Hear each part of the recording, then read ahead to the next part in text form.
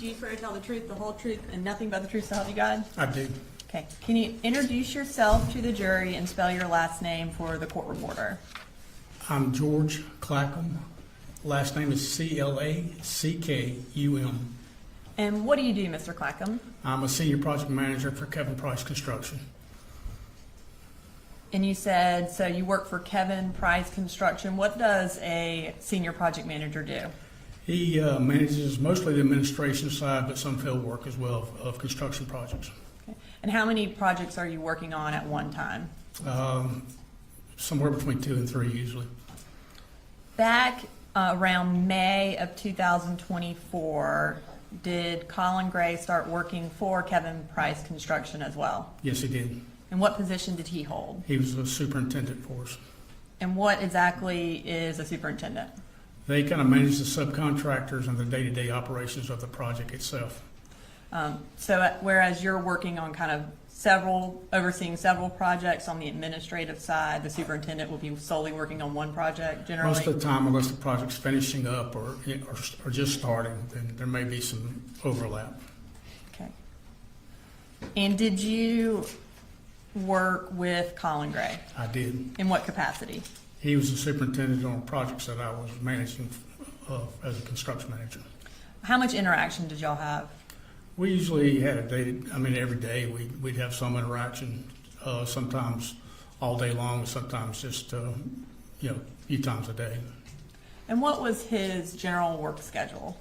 He usually worked either from 7 to 3:30 or 7:30 to 4. But a lot of times they would work later than that in the day. Okay.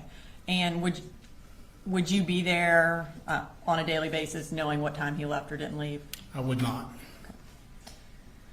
If Mr. Gray had a child care issue or emergency, would he have been able to leave work early or miss work? Yes, as long as he lets people know what was going on. And how would he have gone about doing that? Who would he have contacted? A few times he texted me and said, told me something was going on, or he would call the president or the vice president of the company. Was his job flexible in that way, and that if he did need to leave, he could? Yes. And you indicated that he did from time to time take advantage of that flexibility? Yes, there's a few times over the. I'm going to draw your attention to September 4th. What project was Colin Gray working on at that time? He was on, at that time, he was on Forsyth County fire stations. Okay. There was 2 different fire stations up there. And are they in the same area? They're about 30 minutes apart.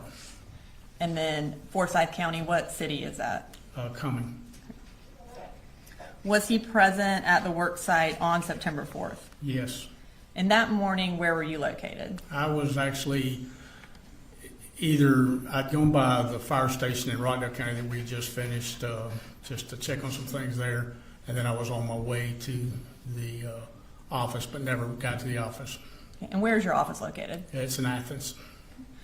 Was anyone being fired that day or anything like that? Not that I'm aware of. And at some point that morning, did you receive a call from Colin Gray? I did. Okay. And you indicated that you never got to the Athens office. Was that on your way to Athens? Right. Do you remember around what time it was? It was morning, probably somewhere around 9 or 10, I'm guessing. Okay. But that's just a guess. And what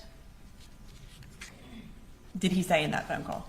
He said that the school had called and his son had broken his arm and he needed to go to get him. So he told you that he needed to go pick up his son because his son had broken his arm? Yes. Did he indicate which son had broken his arm? I don't remember what indicated which son. What was his demeanor like, how did he sound when he said his son had broken his arm? Just matter of fact, no, not really emotional in any kind of way.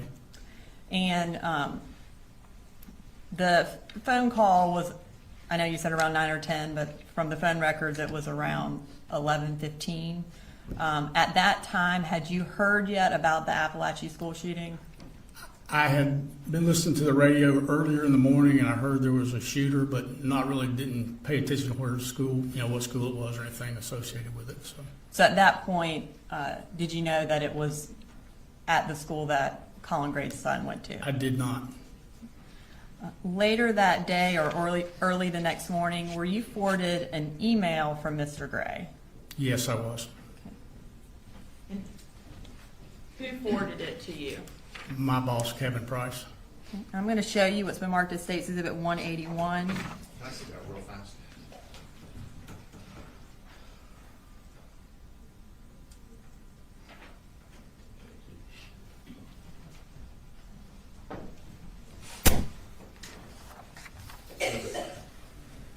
Do you recognize that?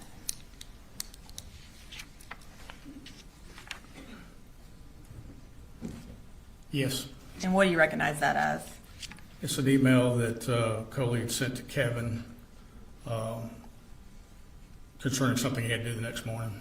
Okay. And is it a fair and accurate copy of the email that Coley, or the defendant, sent to Kevin Price, and then that Kevin Price then forwarded to you? Yes. Your Honor, at this time, I would like to introduce into evidence State Exhibit 181. No objection. We're going to go ahead and publish it for the jury. So this email was sent on September 4th at 10:47 p.m. And can you read what Colt Gray wrote in that email? I'm sorry for the late email tonight. My son had an issue today at school. I have to meet with his school in the morning. I will give you after I meet his teachers and counselors. I will get with George in the morning as well as Andrew and give him a rundown on who is coming to the job. Thank you both for everything. Again, sorry to reach out so late, Cody. Thank you, Mr. Clackum. Nothing further. Cross. No questions, Judge. All right. Thank you, sir. You're free to go.